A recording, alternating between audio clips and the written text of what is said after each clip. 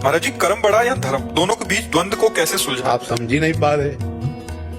धर्म से ही कर्म जो किया जाता है वही कर्म है, नहीं तो कुकर्म है। जो धर्म रहित किया जाता है उसे कुकर्म कहते, उसे कर्म थोड़ी कहते।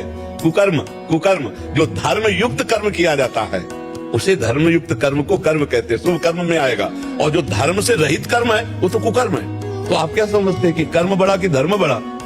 अरे भैया, जो धर्म से युक्त कर्म है वही कर्म है, बकाया सब कुकर्म है।